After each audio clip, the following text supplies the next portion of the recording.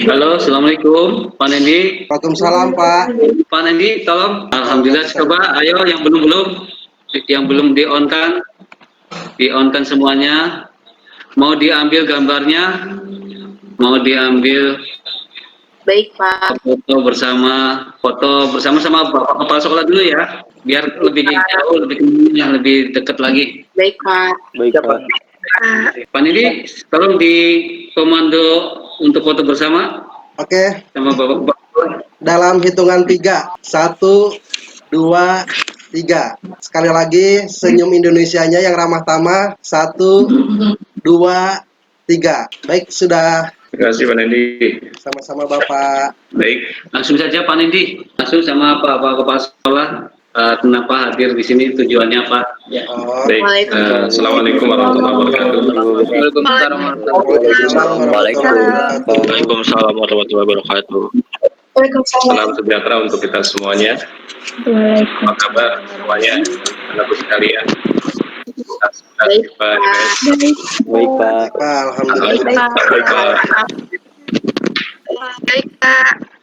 Ya, mudah-mudahan kita dalam keadaan sehat, termasuk Pak Nendi sebagai pengajar mapel sejarah. Dan alhamdulillah pada kesempatan kali ini kita bisa tatap muka lewat daring ya. Walaupun lewat daring, tapi tidak mengurangi semangat kita semuanya. Dan Bapak, kepada kalian semuanya, kelas 11 IPS 1 ini mungkin kali pertama untuk tatap muka dengan kalian semuanya. Ini ada wali kelasnya Bu Widi ya.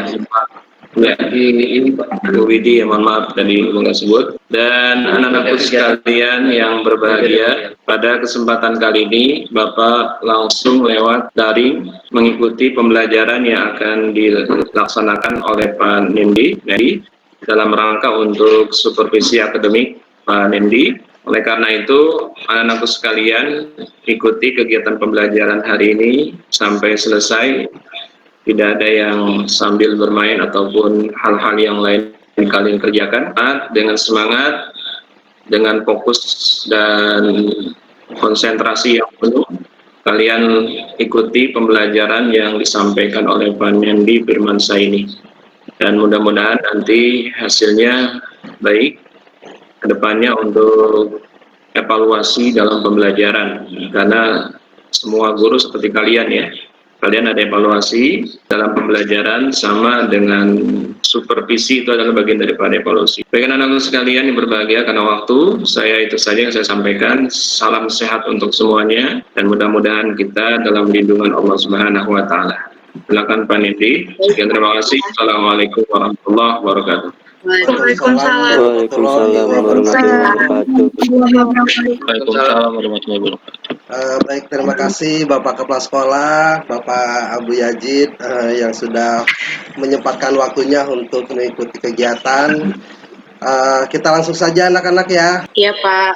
Ya semuanya. Ya, bismillahirrahmanirrahim. Assalamualaikum warahmatullahi wabarakatuh.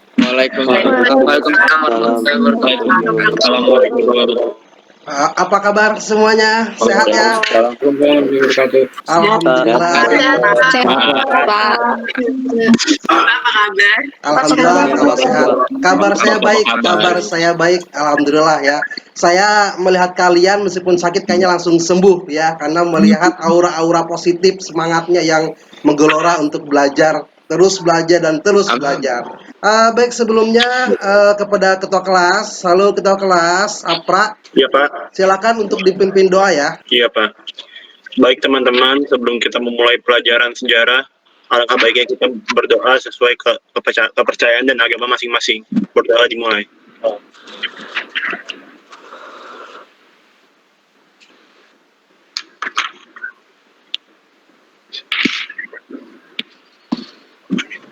Berdoa selesai. Untuk dokumentasi foto dulu. Baik ya, alhamdulillah kita masih bisa bertatap muka ya dalam pembelajaran sejarah tentunya untuk Indonesia yang lebih baik. Tentunya kalian sebagai makhluk hidup ya, yang berakal dan yang berbudi, yang memang selalu membuat sejarah, ya kalianlah nanti yang menjadi suksesor ya Indonesia ke depannya. Untuk informasi ya, untuk kehadiran jangan lupa daftar hadirnya dicek kembali di Google Classroom. Yang sudah saya share itu benar-benar kalian cek ya, jangan sampai kalian melewati batas waktu yang sudah ditetapkan, yaitu pukul 11:15, 3 menit lagi ya, jadi jangan sampai lupa. Tapi kalau ada yang teman-teman yang tidak hadir, tolong diinformasikan juga tetap mengisi daftar hadir, tapi keterangannya apa ya, dan buktinya diupload. Karena bukti dari orang tua ya ataupun dari pihak rumah sakit itu merupakan bukti primer sesuai dengan kelas 10 tuh waktu itu ya, tentang sumber primer dan sumber sekunder. Lalu apakah suara saya jelas? Jelas Pak. Jelas Pak. Suara saya jelas? Jelas. Jelas Pak. Muka saya jelas, muka saya Jelas, Pak. jelas ya. Baik. Oke, kalau jelas, lancar ya, bagus berarti, lagi bagus. Nah, saya akan membuka dulu PowerPoint ya, kalian sebentar. Oke, PowerPoint-nya sudah terlihat. Sudah, Pak. Sudah, Pak. Sudah Pak. Baik, ya ini adalah pertemuan ketiga ya, pertemuan ketiga. Di sini ya tujuannya kalian menganalisis perlawanan bangsa Indonesia di berbagai daerah. Jadi di berbagai daerah, bukan hanya di satu daerah. Dan ingat, Indonesia juga bukan hanya satu daerah ya, jadi banyak sekali daerah untuk melawan pendudukan Jepang di Indonesia. Nah, ini adalah materi yang akan kita pelajari dan ini adalah tujuannya. Nah, ini adalah materinya. Kalian nanti akan mempelajari perlawanan rakyat Aceh, lalu perlawanan rakyat Singaparna, perlawanan rakyat Indramayu, Kalimantan, Papua, dan sampai dengan perlawanan peta di Blitar. Nah, itu yang akan nanti kita pelajari secara bersama-sama. Seperti biasa ya, ini adalah metodenya. Kalian nanti akan menggunakan model pembelajaran inquiry dengan pustaka digital. Apa sih pustaka digital? Yaitu kalian mencari informasi di website-website, boleh di YouTube boleh ya, yang pasti merupakan informasi yang kredibel atau yang dapat dipercaya ya, yang bukan hoax gitu loh. Nah, ini adalah inquiry. Jadi kalian mencari informasi tersebut. Nah, di sini ada beberapa gambar. Nah, ini kira-kira gambar apa ini? Kekayaan alam Indonesia, Pak. Ya, ini adalah kekayaan alam di Indonesia. Lalu ada lagi gambar-gambar berikutnya ya. Nah, ini kira-kira gambar 4 ini ada nggak, berhubungan nggak dengan materi yang akan kita pelajari? Berhubungan Pak. Berhubungan ya. Kira-kira apa sih yang berhubungan dengan gambar ini? Kerja Romusa, Pak. Baik. Nah, ya, salah satunya adalah Romusa. Kalau dilihat dari kekayaan alam ini, bagaimana kekayaan alam di Indonesia itu sampai saat ini tuh sangat banyak sekali. Tinggal kalianlah nanti ke depannya sebagai siswa yang bisa memaksimalkan, memanfaatkan, membudidayakan hasil dari sumber daya alam yang di Indonesia. Jadi artinya bahwa harus kalianlah sebagai orang Indonesia yang memanfaatkan. Nah, itu ya maksudnya. Nah, kekayaan alam Indonesia juga salah satu latar belakang dari datangnya Jepang ke Indonesia. Ya, jadi ada hubungannya nggak dengan materi sebelumnya minggu-minggu kemarin? Ada Pak. Ada, Pak. Nah, Ada. kalau ada hubungannya, Ada, Pak. kira-kira Ada. materi apa sih nih hubungannya kalau dikaitkan dengan gambar ini? Pendudukan Jepang. Jadi para penjajah datang ke Indonesia karena kekayaan alam Indonesia melimpah. Lalu pada saat mereka datang, misalnya Jepang memanfaatkan propagandanya, yang tapi itu palsu doang. Nah, yang aslinya itu seperti ini Pak. Jadi rakyat Indonesia tuh dimanfaatkan sampai yang digambar gitu Pak, sampai kering-kering gitu badan. Sampai kering-kering gitu. Sampai badannya kurus, ya hanya dimanfaatkan. Yang awalnya itu dianggap ingin membebaskan, ternyata sama saja. Nah, itu ya maksud dari kekayaan Jepang. Nah, berarti ya kalian masih ada hubungannya ya, masih ada kaitannya antara materi hari ini dengan materi yang telah kita pelajari waktu minggu kemarin ya. Minggu pertama, minggu kedua, minggu ketiga di pertemuannya ya. Baik, kita lanjut. Nah, ini adalah arti penting ya sebagai motivasi kalian. Ini sebagai motivasi kalian sebagai siswa ya, terutama SMA Negeri 2 Kota Tangerang Selatan. Nah, di sini perlawanan itu merupakan upaya para pejuang Indonesia untuk mempertahankan harga diri sebagai orang Indonesia. Rakyat Indonesia memang cinta damai, tetapi lebih mencintai kemerdekaan. Dan oleh karena itu, setiap bentuk penjajahan harus dilawan karena tidak sesuai dengan pri kemanusiaan dan pri keadilan. Anggaplah COVID-19 itu adalah penjajah, meski nggak terlihat juga. Nah, itu juga kalian harus melawan. Kalian melawan caranya seperti apa coba? Kira-kira ya, kalian melawan COVID itu dengan cara apa? Dengan Tetap di rumah, Pak. Dengan menjaga kesehatan diri sendiri, Pak. Oke. Pakai ikuti protokol. Di rumah aja. Oke ya, mengikuti protokol ya, tetap di rumah, stay at home. Kemarin kan baru 10 November ya, Hari Pahlawan. Kalian ingin menjadi pahlawan, cukup di rumah saja kalian sudah jadi pahlawan. Kalian tidak usah kemana-mana ya. Jadi kalau kalian jalan kemana-mana, udah tahu sedang terjadi pandemi, terus kalian malah jalan ikut sana, ikut sini, nongkrong di tempat-tempat yang ramai, maka sama aja kalian mengkhianati. Dan kalian bukan pahlawan. Jadi kalau kalian ingin jadi pahlawan, cukup saat ini gampang, mudah ya, di rumah saja. Belajar, nah itu ya, dan membantu orang tua tentunya. Nah, itu adalah arti pentingnya ya. Jadi dalam arti penting ini kita kaitkan dengan kondisi real saat ini. Apalagi kalian anak sosial ya, kalian itu harus benar-benar menjaga terkait dengan saat ini yang terjadi saat ini. Selalu menginformasikan dan lain sebagainya. Ya, selalu menginformasikan, mensupport, saling mengingatkan, itu ya peran kalian saat ini, terutama peran kalian sebagai pelajar. Baik ya. Tadi sudah, arti penting sudah. Nah, kalian ya sudah di-share juga di classroom bahwa hari ini kalian akan menganalisis perlawanan rakyat Aceh, perlawanan rakyat Singapura seperti apa, mengevaluasi mengapa kok bisa gagal ya, ada apa, strateginya seperti apa, sehingga membuat hasilnya misalkan kurang maksimal. Jadi pertanyaan itu lebih ke mengapa ya, dan bagaimana penerapannya seperti apa, dan kira-kira nih kalau kalian sebagai kelompok dari Aceh misal, solusi apa sih yang misalkan kalian membuat strategi, solusinya seperti apa yang harus dilakukan sebenarnya pada masa itu ya. Kalau konteksnya kita lihat pada masa kini ya, tentunya tentang kesatuan dan persatuan bangsa Indonesia. Nah, di sini ada gambar tokoh pahlawan. Kira-kira ada yang tahu siapa beliau? Ki Haji Zainal Mustafa. Iya, Haji Zainal Mustafa. Dan yang satu lagi adalah Priyadi. Oke, Bapak Supriyadi. Nah, dua tokoh tersebut merupakan pemimpin ya, adalah pemimpin gerakan untuk memperjuangkan Indonesia ya, membebaskan Indonesia dari tangan Jepang. Baik ya, di sini ada video ya, silakan kalian perhatikan dulu videonya. Dia dibebaskan oleh Jepang, tapi tidak sedikit pun saya terima kasih kepada Jepang, dan tidak sedikit pun saya harus menundukkan kepala saya kepada Jepang. Bangun! Ini perbuatan musyrik. Walaupun 1000 senjata dan 1000 peluru kalian tembakkan kepada saya tidak akan pernah menyembah apa yang sembah.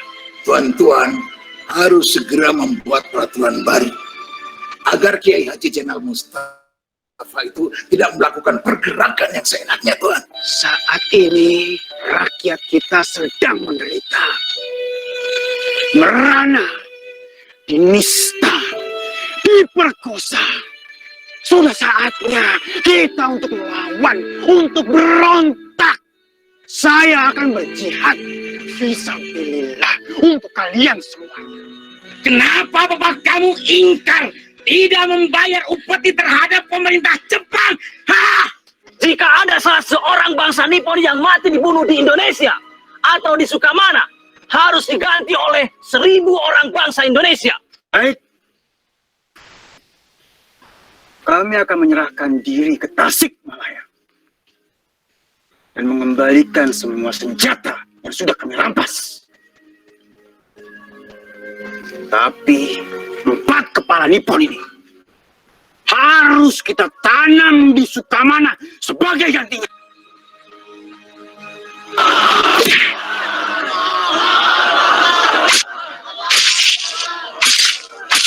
Seorang pejuang harus membela yang hak, dan kita semua rela mati untuk memperjuangkan agama Allah. Kita siap jihad fisabilillah untuk jalan Allah. Allahu Akbar. Allahu Akbar. Allahu Akbar. Ya Qayyum birahmatika nastaghits wala haula wala quwwata illa billahil aliyyil azim.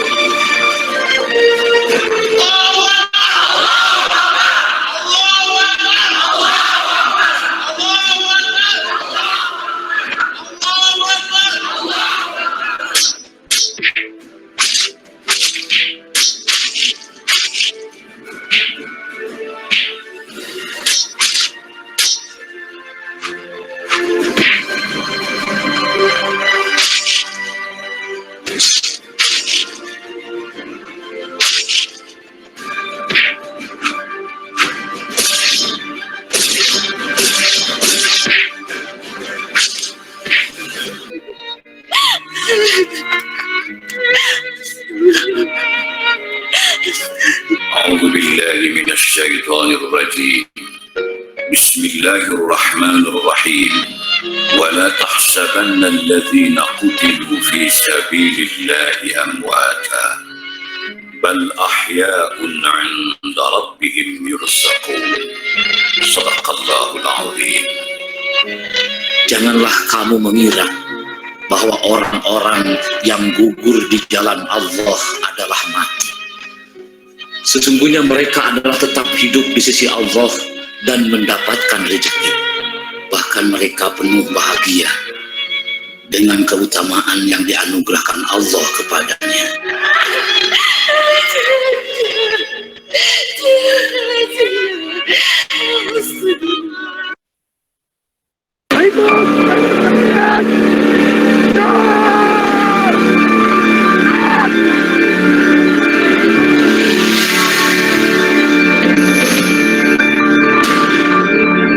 Bangsa kita saat itu belum tersusun dengan baik ataupun tersusun suatu organisasi tentara yang solid.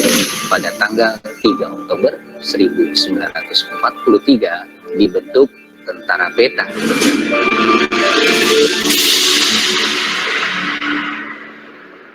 Kelahiran Peta atau Tentara Pembela Tanah Air berawal di tahun 1942.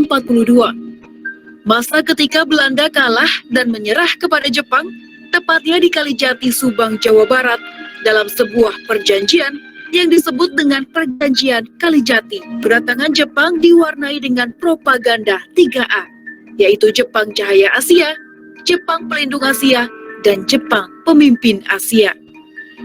Karena itulah kehadiran Jepang disambut baik oleh masyarakat Indonesia yang saat itu haus akan kemerdekaan setelah 350 tahun hidup dalam bayang-bayang penjajahan Belanda. 14 Februari 1945, peristiwa pemberontakan terjadi di Tangsi Jepang di Blitar tengah malam. Supriyadi memimpin perlawanan terhadap tentara kekaisaran Jepang bersama dengan pasukan Peta lainnya. Bukan tanpa sebab, pemberontakan terjadi karena kegeraman Supriyadi terhadap Jepang yang ingkar janji sebagai pelindung Asia dengan memberlakukan kerja paksa atau romusha kepada masyarakat Indonesia tanpa upah serta makan dan minum. Namun sayang, rencana pemberontakan tersebut gagal dan diketahui Jepang sehingga Jepang dapat melakukan antisipasi. Tentara Peta pun ditangkap, namun Supriyadi menghilang pasca pemberontakan. Keesokan harinya, seluruh tentara Peta diminta untuk mempertanggungjawabkan perbuatan, namun Supriyadi tidak ditemukan keberadaannya. Baik semuanya, tadi sudah kalian mengamati juga sebuah tayangan gambar ya. Kalian juga sudah tahu ya kedua tokoh tersebut karena memang LKPD modul juga buku elektronik yang di Google Classroom memang sudah sangat lengkap ya, sudah saya share kepada kalian dari awal-awal, dari awal masuk sebenarnya. Kalian jadi tinggal membaca saja dan semua ada di buku tersebut ya, ataupun sangat lengkap di modul. Nah, terkait dengan tadi ya bagaimana perjuangannya, kita juga harus lihat dari beberapa sudut pandang ya. Perjuangan itu mengapa harus berjuang melalui cara seperti itu. Bagaimana terjadinya. Dan kita juga kalau ada informasi apapun ya kita harus melihat dari berbagai sudut pandang. Bagaimana sih pentingnya gitu loh ya, bagaimana sejauh mana pentingnya terkait dengan materi yang akan kita pelajari. Jadi bukan hanya dilihat dari sudut pandang mata pelajaran sejarahnya aja, bukan ya, tapi lihat dari sudut pandang konteksnya persatuan dan kesatuan, bertanggung jawab, kerja keras, dan rela berkorban. Salah satunya tadi ya, kalau kita melihat bagaimana istri-istrinya mengikhlaskan Kiai Haji Zainal Mustafa, ya itu dihukum mati dan lain sebagainya. Nah, itu adalah bentuk dari perjuangan. Kalian saat ini berjuang, ya, kalian saat ini belajar itu sedang berjuang. Kalian memang mungkin saat ini adalah beban kalian banyak, tapi yang pasti beban saat ini adalah penolong kalian ketika di masa yang akan datang. Ya, itu yang selalu saya ingatkan kepada kalian. Jadi silakan, memang beban ya, kan belajar segala macam mungkin ya ada beban ya, tapi itulah penolong kalian nanti di masa yang akan datang. Nah, setelah kalian tadi mengamati dan menonton tayangan ya video Kiai Haji Zainal Mustafa dan tentang peta, saya akan memberikan kalian waktu sekitar 3 menit atau sambil berjalan juga ya. Kalian silahkan buat pertanyaan di kolom chatting ya, di kolom chatting, dimulai dari sekarang.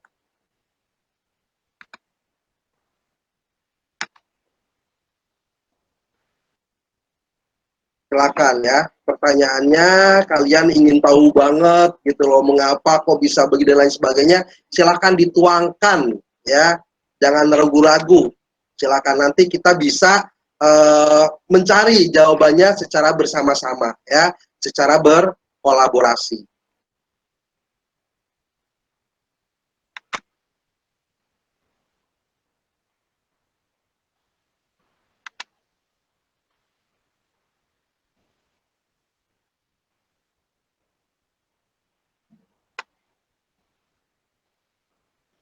Oke, sudah ada beberapa pertanyaan.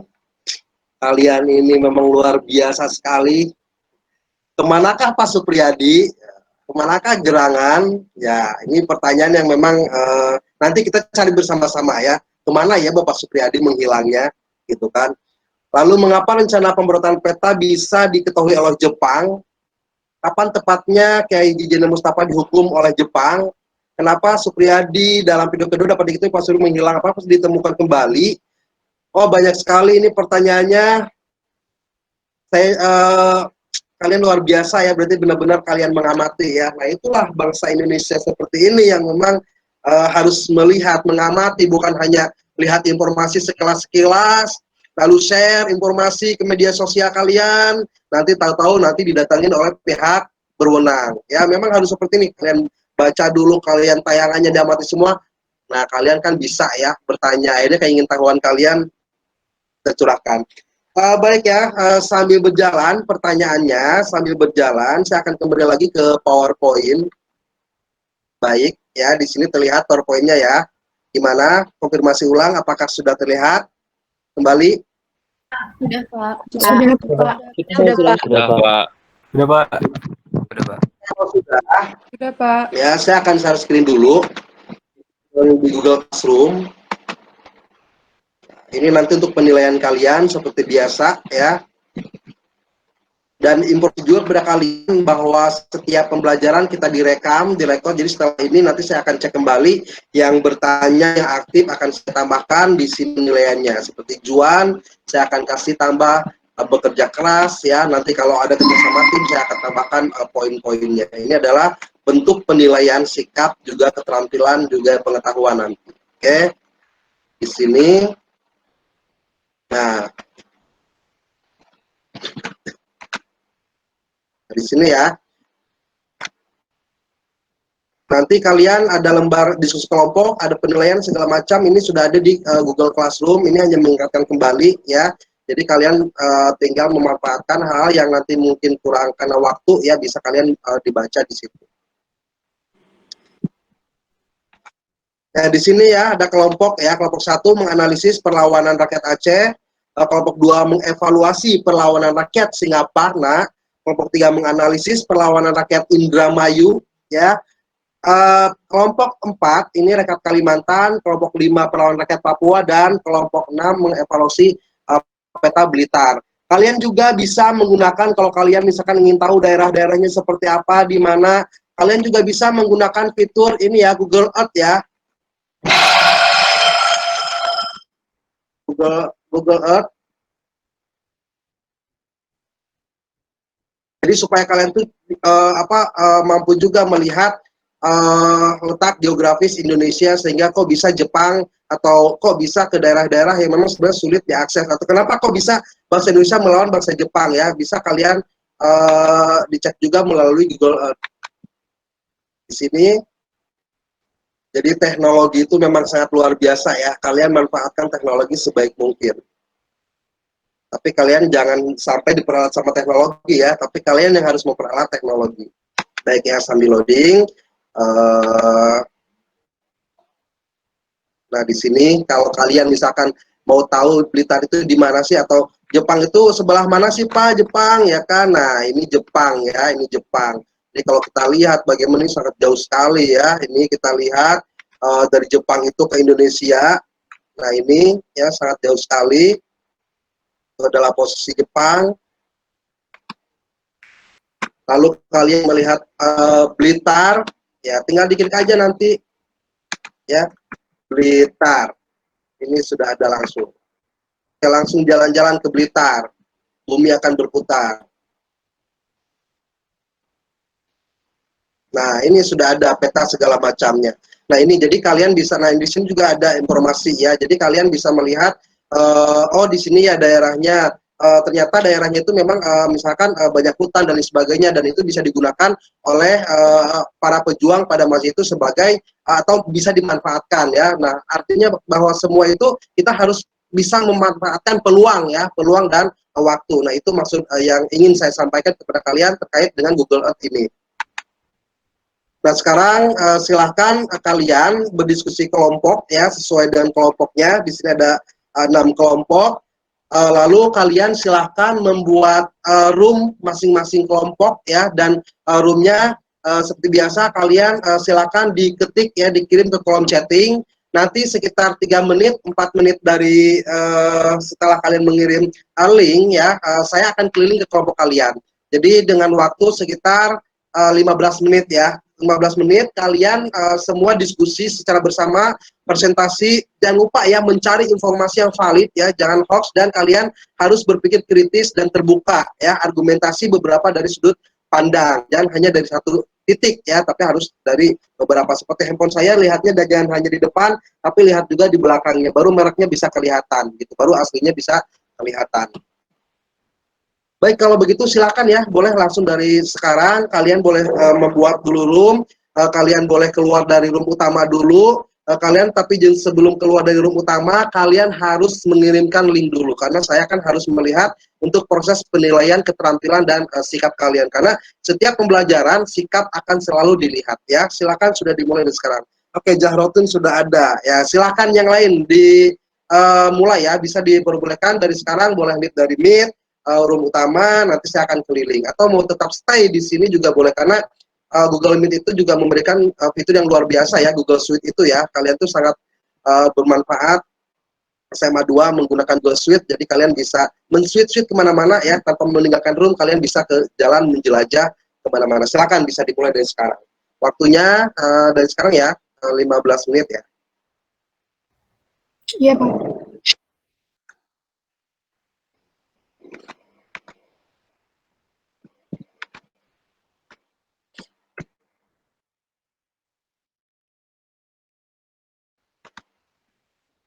Juga saya menginformasikan kepada kalian, itu jangan sampai lupa ya, fitur-fitur Google Suite itu sebagai kita juga kan ya harus IT-nya harus ini ya, silakan digunakan semaksimal mungkin seperti Google Slide, Google Docs, supaya kolaborasi kalian tuh terlihat.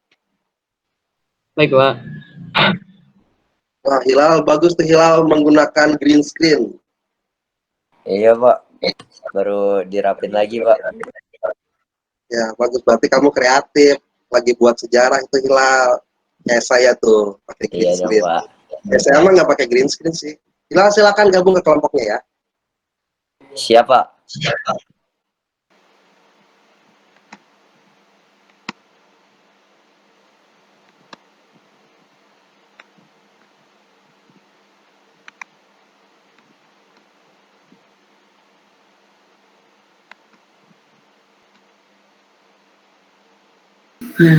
Halo, assalamualaikum. Gimana?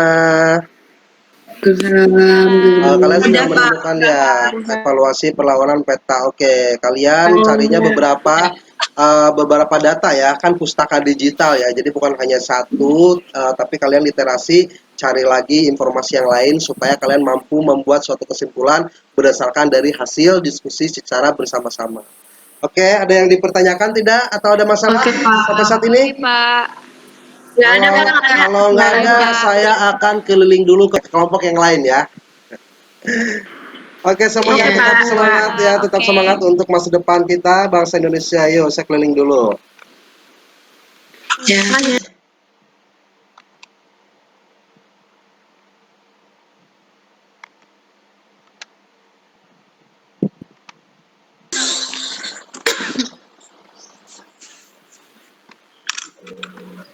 Halo semua, gimana? Lancar? Lancar, Pak. Lancar, Pak. Oke. Ingat, gunakan waktu semaksimal mungkin ya. Iya, meskipun waktunya 10 atau 15 menit, kalau kalian kolaborasi secara bersama-sama akan cepat selesai kok. Karena bukan bekerja sendiri ya, jadi butuh kerjasama seperti para tokoh bangsa juga bekerja sama mengusir penjajah. Ada masalah tidak? Tidak ya, kalau tidak, baik nanti kalian tinggal kalau ada masalah tinggal panggil aja ya, panen. Lalu saya akan muncul dengan sendirinya. Yo, semuanya saya keliling dulu yang lain ya. Baik, Pak. Yo. Oke, Pak.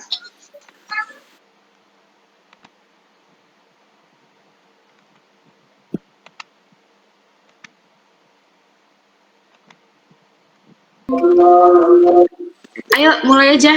Oke. Ya, selamat siang Pak Nendi, Bapak Kepala Sekolah dan Lagi Bapak latihan Ibu nih. Guru Wakil Ketua. Iya, Pak. Oke, bagus ya, kalian sedang menggunakan Google Docs. Iya, Pak. Ya, Iya, Pak. berarti kalau begitu saya boleh dong bergabung yang sedang mengetik ya. Saya dong linknya di kolom chatting. Sebentar, Pak. Iya, sebentar, Pak. Kalian sedang menggunakan itu Google Suite. Iya, Pak. Itu ya, Bapak. Oh, linknya sudah nih, linknya sudah. Oke, saya Lanjut aja, apa gimana, Pak? Ya, udah aja. tinggal ditambah yang ya. Baik. Oke, di sini. Oke. Nah, di sini terlihat. Baik, saya akan ke lain. Silakan.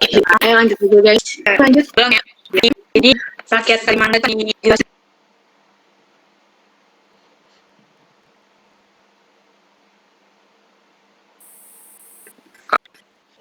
ya. Bekerja sama ya. Kalau bekerja secara ada inspirasi. Ya. Oke, semangat.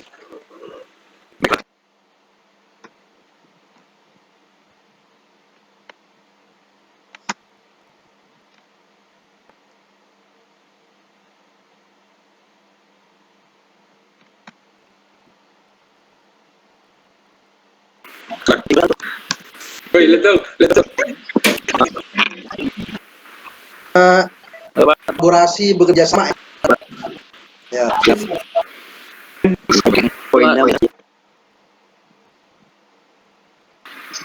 Waktu itu yang adalah nanti aja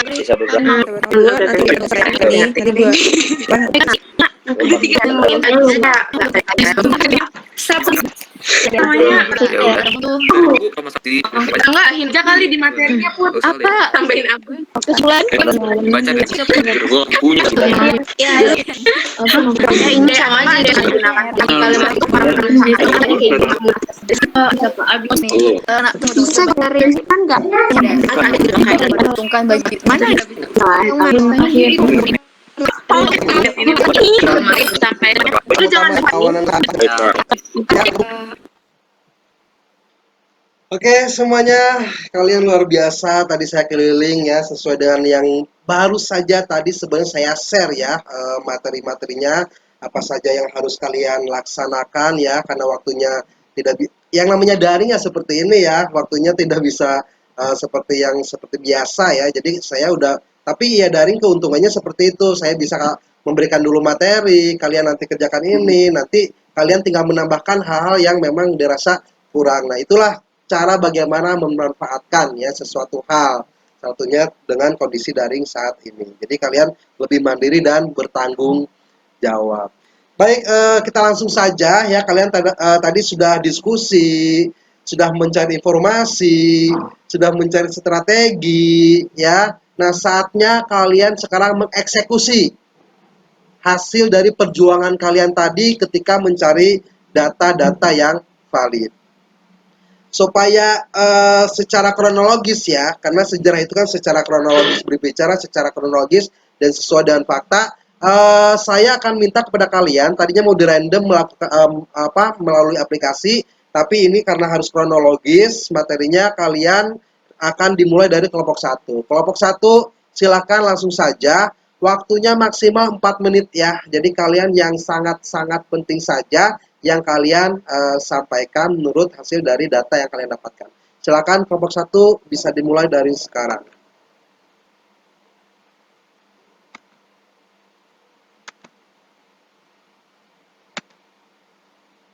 Ya maksimal 5 ya, 5 menit.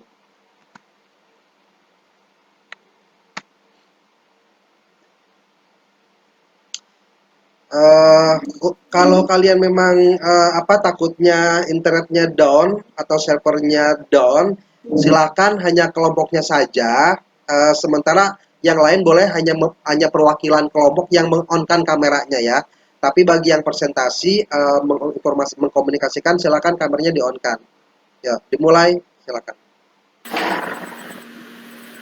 Assalamualaikum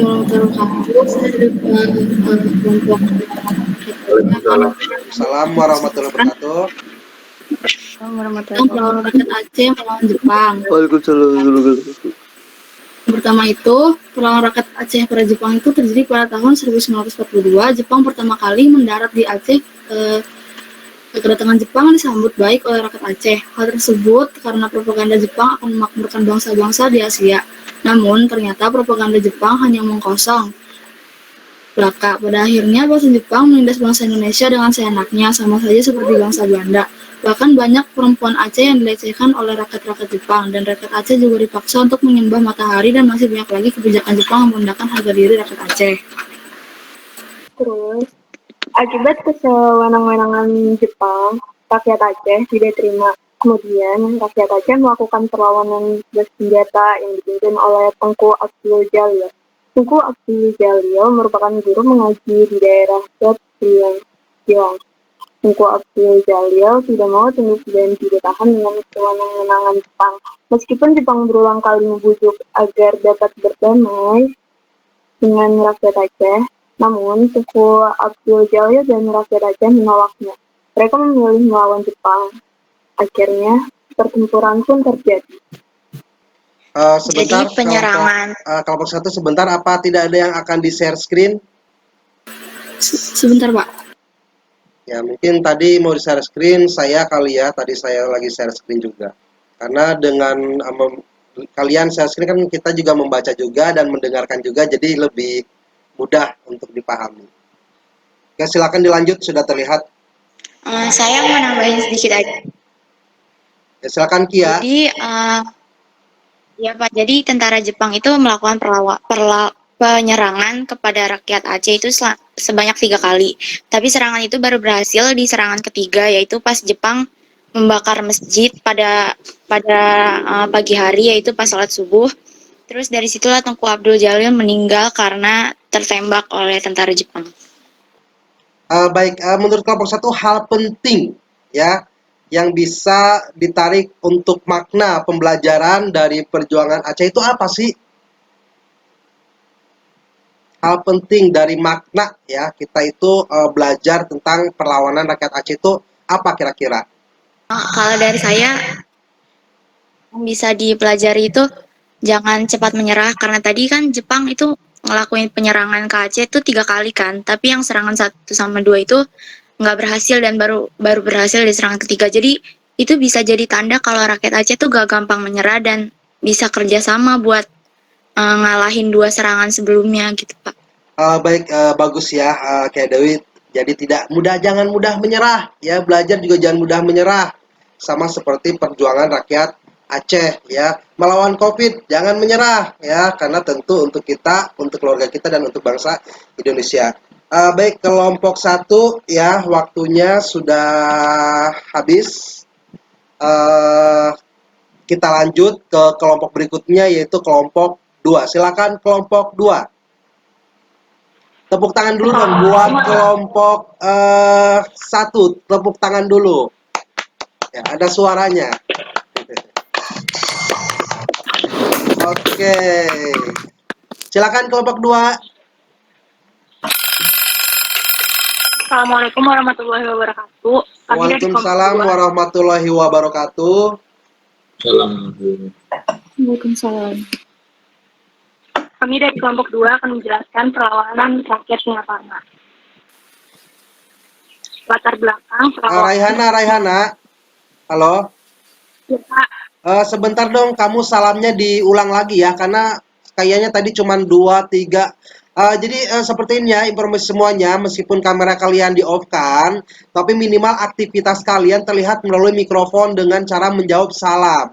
Ya, jadi menjawab salam atau guru ataupun teman kalian bertanya, kalian mikrofon minimal terlihat ada gerakan ya. Jadi kalau saya kan juga nggak boleh suzon, dosa ya. Kalian sedang apa kan nggak tahu ya, kalau kameranya di-on-kan, tapi dengan mengucapkan membalas salam itu sangat terlihat. Oke, silakan diulang salamnya. Assalamualaikum warahmatullahi wabarakatuh. Waalaikumsalam warahmatullahi wabarakatuh. Waalaikumsalam warahmatullahi wabarakatuh.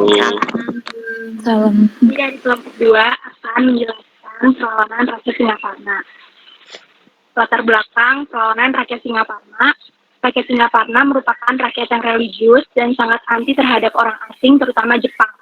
Kebijakan Jepang yang kejam dan tidak sesuai ajaran Islam sangat tidak disukai rakyat Singaparna. Para pemuda dari Singaparna banyak yang meninggal akibat kecelakaan kerja maupun tindakan Jepang yang tidak berperi kemanusiaan. Kehidupan rakyat yang semakin sengsara mendorong rakyat untuk melawan Jepang di bawah pimpinan Kiai Zainal Mustafa. Dia adalah seorang anjingan di Sukamana, Singaparna yang sangat menentang kebijakan-kebijakan Jepang. Sebelumnya, Jepang mengirim beberapa polisi utusannya untuk berunding dengan Zainal Mustafa. Namun mereka ditahan dan dilucuti senjatanya oleh pengikut Zainal Mustafa. Hal ini terjadi lagi pada polisi utusan Jepang yang datang kedua kalinya. Sikap mereka yang sombong membuat Zainal Mustafa marah. Singaparna Tasikmalaya menjadi salah satu wilayah yang berhasil diduduki oleh Jepang. Pada masa itu, rakyat Singaparna dipaksa untuk mengikuti upacara Seikerei. Upacara Seikerei merupakan upacara penghormatan kepada Kaisar Jepang dengan cara membungkuk ke arah kiblat. Dengan cara seperti ini, masyarakat Singaparna merasa sangat dipermalukan dan dilecehkan. Selain itu, mereka juga merasa menderita karena diperlakukan secara sewenang-wenang dan kasar oleh Jepang. Akibatnya, pada bulan Februari 1944, rakyat Singaparna melakukan perlawanan terhadap Jepang. Pasukan perlawanan dipimpin oleh Kiai Zainal Mustafa. Tetapi Jepang berhasil menangkap Kiai Zainal Mustafa pada tanggal 25 Februari 1944 dan pada tanggal 25 Oktober 1944. Kiai Zainal Mustafa rakyat lakukan upacara Seikerei. Yang kedua, menyerah keluar koperasi dan menurut keadaan asli bangsa Jepang. Yang keempat, berbahasa dan menggunakan tulisan Jepang. Dan yang terakhir itu wajib melakukan kerja paksa dan romusa. Selanjutnya ada penyebab terjadinya perlawanan Singaparna terhadap Jepang. Pertama, adanya sekere, yaitu menghormati cipta Tokyo. Kedua, adanya kewajiban menyerah beras kepada Jepang pada setiap panen sebanyak 2 kintal. 3, adanya penipuan terhadap wanita-wanita yang dijadikan untuk disekolahkan di Tokyo. Baik, kelompoknya perjuangan Singaparna ya, kira-kira ya dari hasil kalian tadi mengolah dan mencari informasi lalu didiskusikan, maknanya ya, kita belajar tentang perjuangan Singaparna itu makna atau arti pentingnya itu apa sih buat kita sebagai pelajar juga, sebagai bangsa Indonesia juga yang memang ada saat ini, apa manfaatnya? Silakan. Jadi maknanya itu tuh membela negara dan bangsa agar tidak diinjak oleh bangsa lain gitu, Pak. Oke, kalau konteksnya saat ini, Gimana, Pak? kalau konteksnya saat ini apa manfaatnya kita mempelajari perjuangan pada saat Kiai Haji Janar Mustafa ya, Singaparna. Kalau kita tarik benang merah untuk saat ini, pentingnya apa, manfaatnya apa, buat apa kita belajar tentang perjuangan tersebut? Masih penting untuk perjuangan masa lalu, kan bukannya masa lalu ya udah masa lalu misalkan. Tapi apa manfaat yang kita petik dari itu? Silakan. Kalau menurut saya, jadi kita tidak diam saja Pak kalau negara agama kita diinjak-injak gitu atau kayak dihina gitu, kita ada rasa ingin melawan dan mempertahankan agama dan negara kita. Oke, baik ya. Karena konteksnya ya salah satunya adalah perjuangan agama pada masa tersebut. Nah, itu ya masih berarti kalau begitu sistemnya masih sendiri-sendiri ya, atas nama agama, ada atas nama daerah dan lain sebagainya. Oke, kita lanjut lagi ke kelompok berikutnya. Silakan kelompok 3. Ya Pak. Assalamualaikum warahmatullahi wabarakatuh. Kami dari kelompok 3 ingin mempresentasikan tentang perlawanan rakyat Indramayu. Jadi rakyat Indramayu itu berhasil di 1944 dipicu oleh penetapan ketentuan baru dari pemerintah Jepang bahwa seluruh rakyat wajib menyerahkan hasil panen berasnya kecuali 25 kg, sedangkan hasil panennya dapat mencapai beberapa kuintal. Nah, Indramayu ini sendiri itu yang sektor proyek berasnya di Jawa merugikan masyarakat Indramayu demi merampas hasil pertanian terutama beras. Pemberontakan rakyat Indramayu terhadap Jepang berlangsung dari bulan April hingga Agustus 1944 yang dipicu oleh penetapan ketentuan baru dari pemerintah Jepang bahwa seluruh rakyat wajib menyerahkan hasil panen beras yang kecuali 25 kg, sedangkan hasil panennya dapat mencapai beberapa kuintal. Pada awalnya, rakyat Indramayu itu tidak memiliki keberanian untuk menolak permintaan Jepang. Hingga muncul salah satu tokoh utama Indramayu, yaitu Haji Rashid yang menolak perintah Jepang, yang kemudian memicu terjadinya pemberontakan pertama kali di desa Kaplongan, kecamatan Karangampel, yang kemudian menyebar ke desa-desa lainnya. Faktor perlawanan gerakan perlawanan rakyat di Indramayu terjadi sekitar tahun 1942 sampai 1947. Antara tahun 1942 sampai 1945, rakyat Indramayu melakukan perlawanan melawan Jepang, yaitu di desa Sampel yang bernama Minahastra, mengumpulkan padi milik Haji Aksan, namun Haji Aksan menolak. Baik, kelompok 4, nah kira-kira ya makna yang kalian petik, ya makna perjuangan yang kalian petik itu apa kira-kira untuk saat ini? Silakan, bebas ya, buat kelompok lain juga bebas menanggapi, boleh.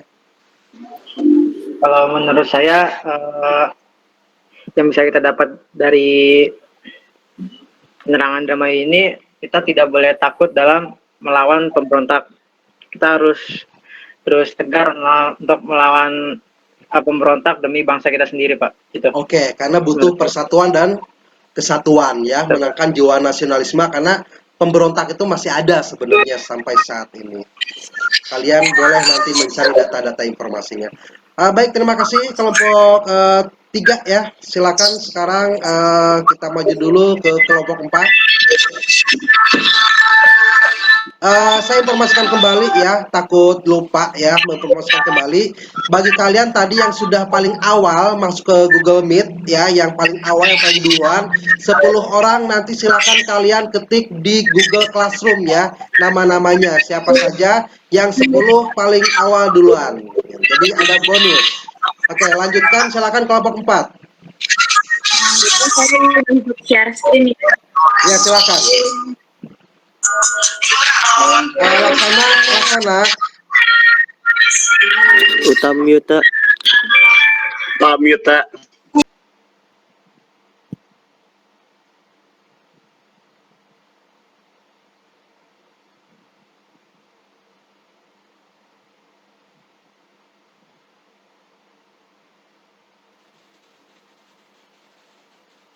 Assalamualaikum warahmatullahi wabarakatuh. Waalaikumsalam warahmatullahi wabarakatuh. Siang kepada Pak Nendi, Bapak Kepala Sekolah, dan Ibu Wakil Kepala Sekolah. Kami dari kelompok 4 akan menjelaskan tentang perlawanan Kalimantan terhadap Jepang. Jadi, selain Belanda yang pernah datang ke Kalimantan, rakyat Kalimantan ini juga melakukan perlawanan terhadap Jepang. Itu terjadi sekitar tahun 1940, tepatnya di Kalimantan Barat dan Kalimantan Selatan. Nah, Jepang ini pertama kali datang ke Kalimantan itu tahun 1942, dan setelah Jepang mendarat atau tiba di Kalimantan, 2 tahun kemudian terjadi pembunuhan massal karena pihak Jepang sudah mengetahui bahwa di Kalimantan akan muncul perlawanan-perlawanan, dan Jepang pun mulai melakukan penangkapan pada tokoh-tokoh masyarakat di Kalimantan. Dan pada Oktober tahun 1943 sampai dengan Juni tahun 1944, Jepang juga udah mulai melakukan eksekusi nih pada orang-orang yang tadi udah ditangkap. Dan peristiwa ini dikenal sebagai peristiwa Mandor. Puncaknya itu terjadi pada 28 Juni 1944. Dan akibat adanya peristiwa ini, mengakibatkan ribuan orang itu tewas dibantai oleh tentara Jepang. Dan salah satu perlawanan di Kalimantan ini dipimpin oleh Pangsuma.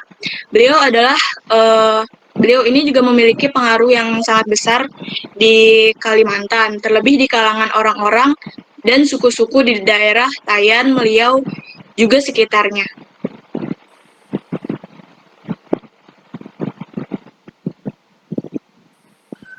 Ya, Pangsuma dan pengikutnya melakukan perlawanan terhadap Jepang dengan taktik perang gerilya.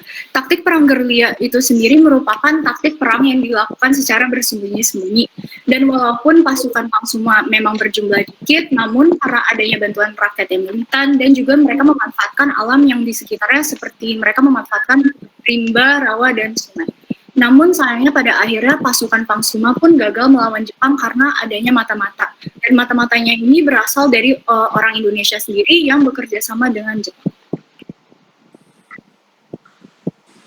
Masyarakat Kalimantan menggunakan taktik gerilya itu karena Kalimantan kaya akan sumber daya alam seperti memiliki banyak pepohonan ataupun hutan, sehingga masyarakat Kalimantan dapat memanfaatkannya untuk bersembunyi. Jadi taktik gerilya ini dapat menguntungkan masyarakat Kalimantan.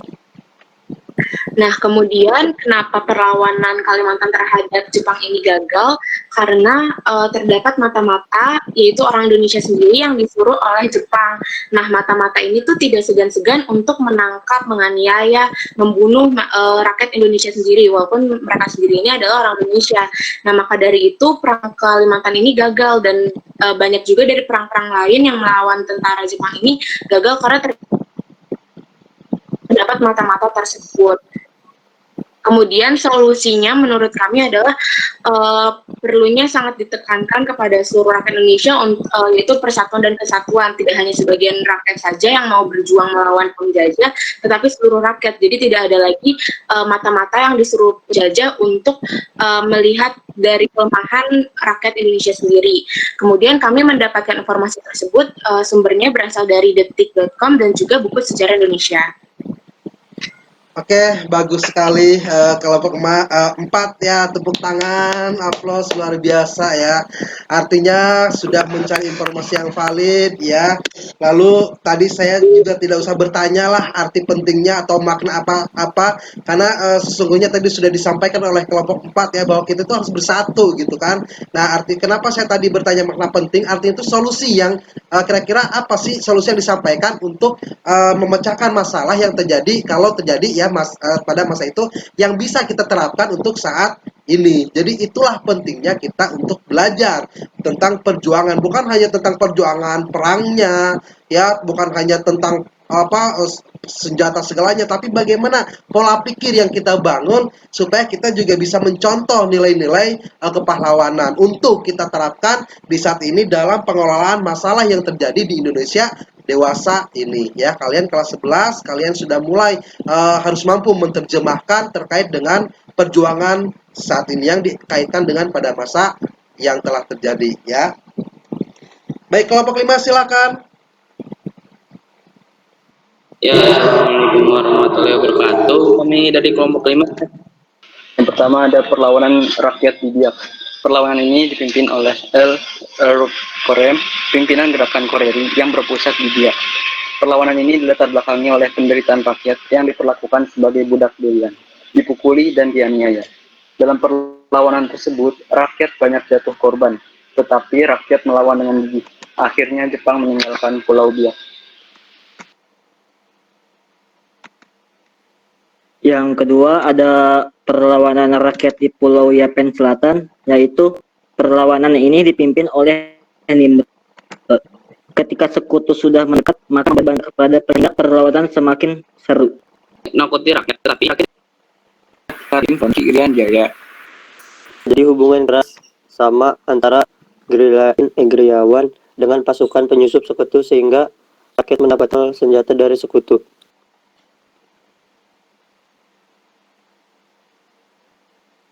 Oke, baik, kelompok 5 masih ada yang ingin disampaikan? Kira-kira apa sih maknanya ya dari materi yang tadi telah kalian sampaikan? Silakan. Atau mungkin dibantu oleh kelompok lain untuk menanggapi, boleh silakan. Makna dari perjuangan, silakan. Ya Pak, sebentar Pak.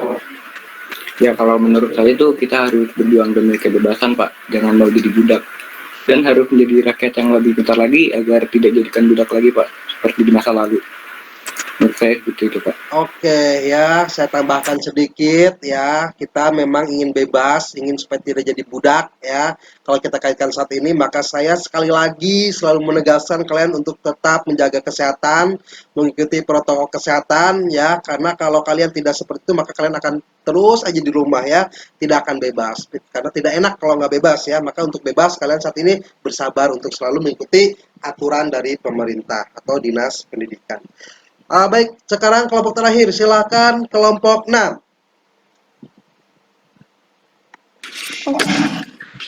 Assalamualaikum warahmatullahi wabarakatuh. Waalaikumsalam warahmatullahi wabarakatuh. Waalaikumsalam warahmatullahi wabarakatuh. Kami dari kelompok 6 akan menjelaskan hasil diskusi kami dari materi perlawanan peta di Blitar. Sebagai komandan peta, Supriyadi kerap melihat sikap congkak dan sombong para orang yang melatih mereka. Para pelatih juga merendahkan prajurit Bumi Putra. Sejak itu, Supriyadi mulai merasakan penderitaan rakyat dan itu menimbulkan rencana anggota di Blitar untuk melancarkan perlawanan terhadap Jepang. Tepat 14 Februari 1945 dini hari, pukul 3 waktu Indonesia Barat, pasukan peta pimpinan Shondako Supriyadi menembakkan mortir ke Hotel Sakura yang menjadi kediaman para perwira militer Kekaisaran Jepang.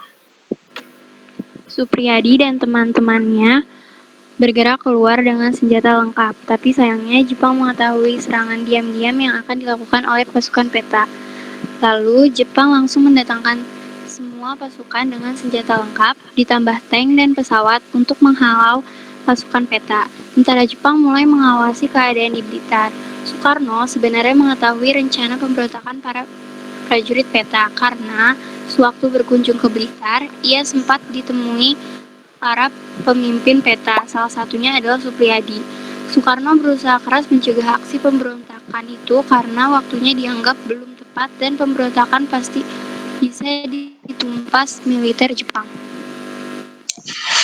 Selain itu, meski Soekarno dipercaya Jepang sebagai tokoh yang bisa memimpin rakyat Indonesia, jika para pemimpin PETA ditangkap dan dituduh dijatuhi hukum mati, ia tidak bisa melakukan pembelaan. Karena dalam kasus yang begitu sensitif itu, Soekarno malah akan dianggap sebagai pendukung pasukan pemberontak. Bahkan, ia juga bisa dijatuhkan hukum mati, sehingga cita-cita untuk memerdekakan bangsa Indonesia akan menjadi kandas. Sebentar ya untuk kelompok 4, untuk kelompok 6. Ketika membacakan informasi, apalagi nama ya, nama seperti Bapak Soekarno, itu Bapak Presiden Soekarno ya. Jadi jangan hanya nama, mungkin kalau dalam konteks penulisan itu bisa saja seperti penulisan ada di berita, karena kan model tulisan ada di berita, model tulisan ada di televisi, ataupun dengan bahasa lisan itu berbeda ya. Jadi tolong dibedakan ketika kalian berbicara terkait dengan seorang tokoh ya, ada kata bapaknya atau ibunya gitu ya. Silakan dilanjut. Udah Pak. Kemudian makna ya, coba maknanya kalian dari peta Blitar itu apa sih kira-kira? Silakan. Iya Pak, jadi makanya menurut saya kalau kita melakukan perjuangan itu memang ada semangat dan pasti semua orang ingin secepatnya merdeka. Baik ya. Namun seperti yang dikatakan oleh Bapak. Iya Pak, kenapa? Ya, dilanjut. Oh iya, seperti yang dikatakan oleh Bapak Soekarno, bahwa kita itu harus menunggu dulu melihat momennya apakah tepat atau tidak. Karena kan pas dilakukan penyerangan itu Jepang sudah mengetahui, dan itu akibat semangat yang menggebu-gebu namun tidak disertai dengan kesabaran gitu Pak dalam menentukan momennya. Gitu. Menurut saya sih seperti itu Pak. Baik ya, bagus ya. Semua kelompok sudah menyampaikan paparannya. Semua sangat luar biasa sekali. Saya mengapresiasi dan semoga kalian terus bisa seperti itu, berpikir kritis dan bisa menarik kesimpulan suatu makna dari peristiwa. Ya, sekali lagi belajar sejarah bukan hanya kalian untuk belajar hanya tembakan dan segala macam, tapi juga makna dari yang ingin disampaikan. Nah, di sini saya akan memperkenalkan kembali ya untuk LKPD dan lain sebagainya.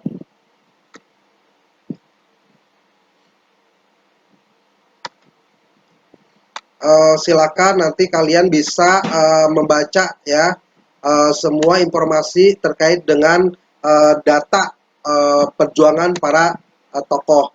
Nah, di sini saya sedikit sharing ya bagaimana perjuangan yang dilakukan oleh rakyat Aceh, Singaparna, ya Indramayu, sampai dengan peta Blitar, bagaimana itu sangat menginspirasi kita supaya kita menjadi orang-orang yang memang berguna untuk nusa dan bangsa ya tentunya di Indonesia.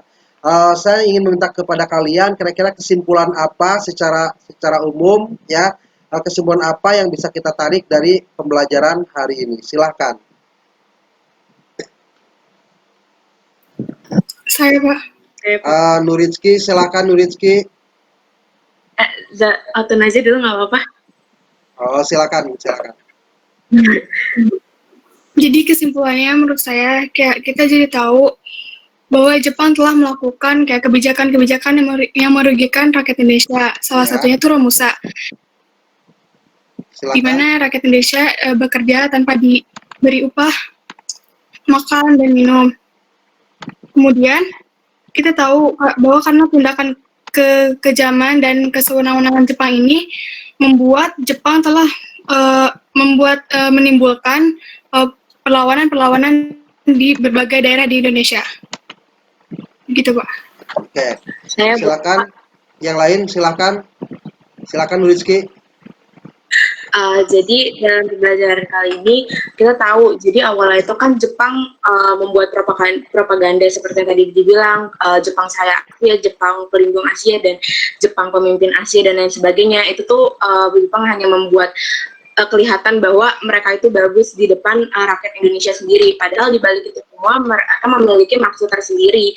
Nah, setelah Jepang datang ke Indonesia sendiri, rakyat Indonesia mempercayai Jepang dan menyambut Jepang dengan baik. Tapi Jepang malah mempergunakan kesempatan itu dengan cara yang tidak baik, seperti Jepang menjadi mengambil alih mempekerjakan rakyat Indonesia seperti Romusa tadi tanpa upah, tanpa diberi makan dan lain sebagainya. Kemudian juga menggunakan sumber daya alam Indonesia dengan seenak mereka dan lain sebagainya. Terus sehingga menimbulkan pemberontakan dari rakyat Indonesia sendiri, di mana mereka tidak suka bahwa kehadiran Jepang tersebut membuat berbagai dampak negatif bagi rakyat Indonesia sendiri menjadi membuat banyak perlawanan di daerah masing-masing. Seperti itu, Pak. Oke, mantap nih Rizky emang ya. Sekarang saya minta kepada kalian nilai-nilai apa yang telah kita pelajari dari materi hari ini? Nilai persatuan. Nilai persatuan, lalu nilai apa lagi? Nilai perjuangan. Perjuangan. Nilai pantang menyerah. Pantang menyerah. Kerja keras. Semangat. Semangat. Rela berkorban. Saya ingin kepada kalian, kalian semangat belajar. Semangat, Pak. Kalian rela berkorban untuk belajar. Semangat. Kalian mau bersatu dengan teman kalian untuk saling mengingatkan, mensupport dalam usaha belajar bersama. Iya, Pak. Ya, berarti semoga kalian nanti mendapatkan nilai-nilai yang maksimal ya kalau setiap mengikuti kegiatan baik akademik ataupun non akademik. Nah, di sini ya saya masih share screen. Di sini nanti kalian bisa bersama-sama untuk join my quiz ya. Nanti bisa ikut, di sini sudah ada Azhar, mungkin yang lain bisa bergabung ya. Nanti bisa kalian kerjakan itu setelah bisa nanti sore, bisa nanti malam, ya bisa besok ya. Intinya itu sudah ada kuis. Kalian tinggal bergabung aja dulu. Nanti saya udah mulai start aja dari sekarang. Jadi kalian nanti kalaupun gabung, kalian sudah tinggal langsung mengisi saja ya. Ini sebenarnya kalian tuh sejauh mana pemahaman kalian dalam mengikuti pembelajaran saat ini. Baik, juga sebagai informasi ya untuk materi selanjutnya tentang revolusi dunia, kita akan dilanjutkan di pertemuan berikutnya, materi baru ya, revolusi dunia. Lalu juga saya juga mengingatkan kepada kalian ya, selalu mengingatkan jangan lupa ya, selalu jaga diri ya, jaga hati, jaga badan kita, jaga jarak ya, stay at home, selalu di rumah saja.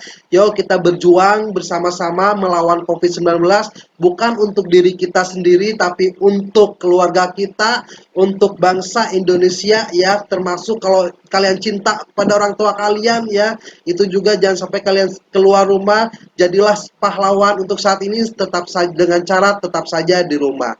Semuanya terima kasih ya, waktu ini lebih 10 menit karena tadi kita memang dimulainya juga tidak jam 11 tapi lebih juga sekitar 10 menit lebih ya, jadi harus sesuai dengan rencana awal ya, supaya kalian juga semua bisa paham. Terima kasih sekali lagi semuanya, selalu sehat dan semangat. Kita bisa bertemu kembali di pertemuan berikutnya. Wassalamualaikum warahmatullahi wabarakatuh. Dan mungkin Pak Bambang atau Bapak Kepala Sekolah mungkin ada sedikit yang informasi. Baik, Pak Nindi, terima kasih. Assalamualaikum warahmatullahi wabarakatuh. Waalaikumsalam. Waalaikumsalam.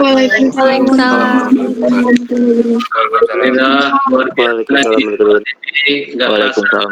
Aja kita belajar bersama di dunia virtual, luar biasa. Berikan acung jempol sama anak-anak 11 IPS 3 ya. 11 IPS 1.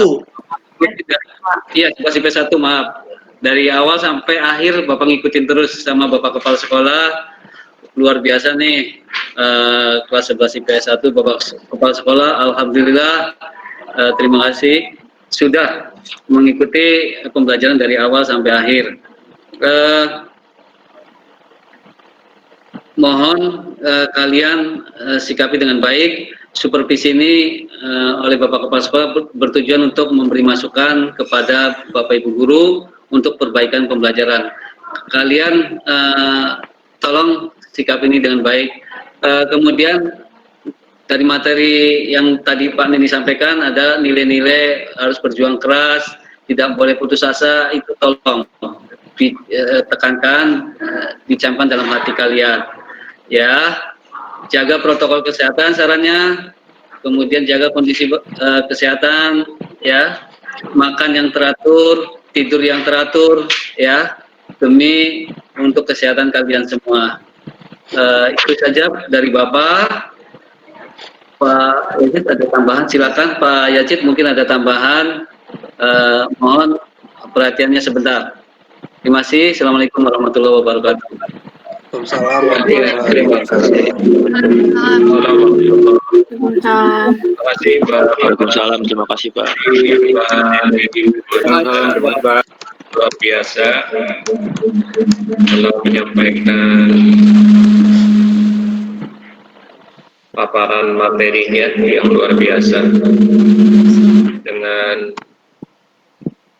melibatkan peserta didik, kemudian mulai dari pembukaan, kemudian inti sampai penutup pembelajaran dilakukan dengan baik, sampai dengan materi yang disampaikan dengan melibatkan peserta didik, anak-anak sekalian, menguasai kelas juga, dan sebagainya. Dan luar biasa pemanfaatan IT-nya, Pak Nendi ini, sehingga anak-anak ini berusaha dan berkreasi untuk arahan-arahan yang disampaikan dengan menggunakan IT yang disampaikan oleh Pak Nendi. Mudah-mudahan ini menjadi suatu inspirasi bagi anak-anakku sekalian, bahwa kalau kalian berkeinginan menjadi seorang pendidik, ya kalian menjadi seorang pendidik yang benar-benar menyesuaikan dengan kondisi zaman saat ini, seperti Pak Nendi. Mudah-mudahan di antara kalian semuanya ini mungkin ada yang menjadi pendidik, guru ya, mudah-mudahan seperti itu. Ini adalah pekerjaan yang mulia, bukan berarti pekerjaan yang lain tidak mulia, karena guru adalah sesuatu yang mulia di pandangan Allah Subhanahu wa Ta'ala, Tuhan semesta alam. Sekali lagi terima kasih Pak Nindi dan anak-anakku sekalian kelas 11 IPS 1, dan sekali lagi Bapak tegaskan ini sebagai ranah untuk evaluasi saja, jadi perbaikan-perbaikan, sharing dan sebagainya untuk semua guru. Mudah-mudahan ini manfaat bagi kita semuanya, dan kelanjutannya untuk pendidikan pembelajaran di SMA 2. Itu saja tambahan dari saya, Pak Nindi. Terima kasih. Assalamualaikum warahmatullahi wabarakatuh.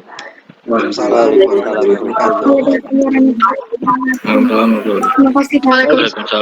wabarakatuh.